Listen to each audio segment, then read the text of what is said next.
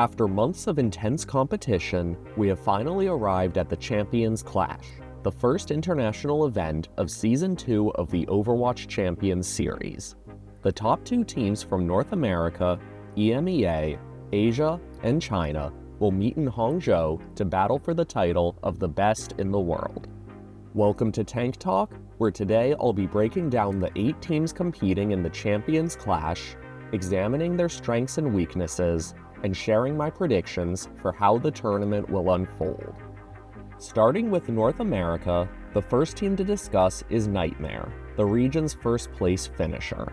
The roster features Qadsiah and Clear on tank, Lethal, Vision, and Zera on DPS, and Ultraviolet and Admiral on support. NTMR earned their spot at the Champions Clash after an incredible lower bracket run, largely fueled by the standout performances of Zera and Ultraviolet.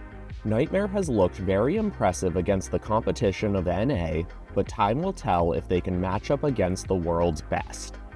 The second North American team is Spacestation Gaming. Their lineup includes Kellen on tank, Seeker and Sugarfree on DPS, and CJ and Bliss on support. This team boasts serious star power, particularly in flex DPS player Sugarfree, who was named the 2024 NA Regional MVP.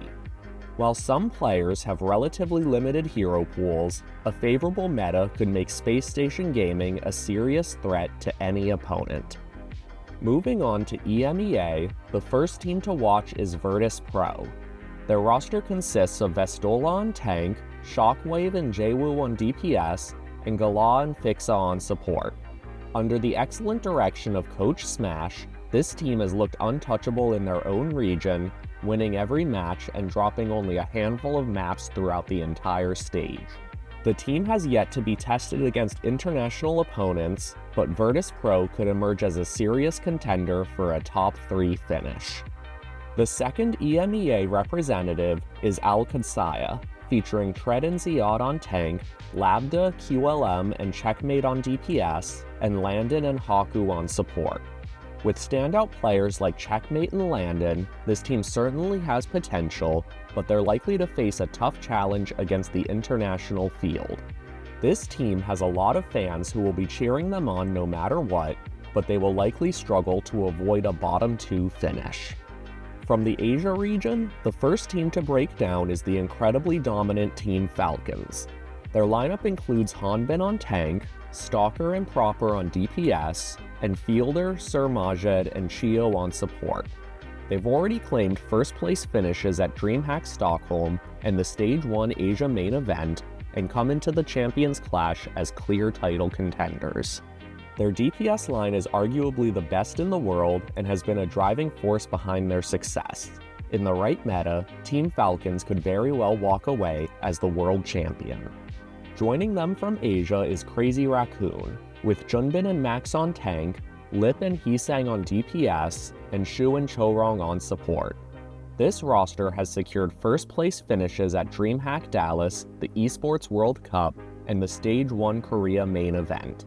With elite individual talent and proven teamwork, Crazy Raccoons are strong favorites to win it all.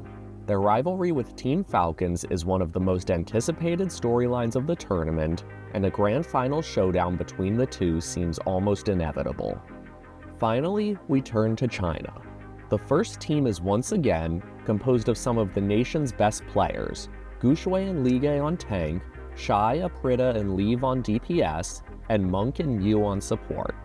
With China excluded from Season 1 of the OWCS, this roster's only recent international showing was their Esports World Cup appearance. It's hard to predict how they'll fare, but with this much talent, once again should be a definite force to be reckoned with. The last team to cover is Team CC, the second Chinese representative. Their lineup includes Gaga on tank, Insane, Pineapple, and Kaneki on DPS, and Farway 1987 and Hao Yoqian on support. While they've looked strong domestically, Team CC enters the tournament with more unknowns than any other squad, as many of these players haven't competed at the top level in years. They have the potential to surprise, but on paper, Team CC appears to be one of the weakest teams competing in the tournament. Based on regional strength, recent performances, and overall team potential, here's how I see the Champions Clash playing out. At the bottom of the standings, I believe Team CC and Qadsiah will finish 8th and 7th respectively, as both teams face major question marks heading into international play. Spacestation Gaming and NTMR come next in 6th and 5th, strong North American squads with clear talent, but likely to struggle against more polished international opponents. Virtus.Pro lands in 4th. They were dominant in EMEA, but are untested against top-tier global competition. In 3rd, I've got Once Again, who boasts some of China's finest talent and should be very strong.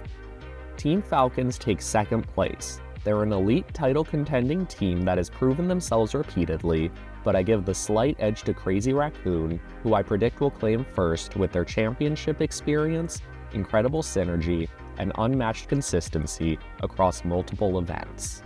No matter how the bracket unfolds, the Champions Clash is shaping up to be one of the most exciting tournaments we have ever seen.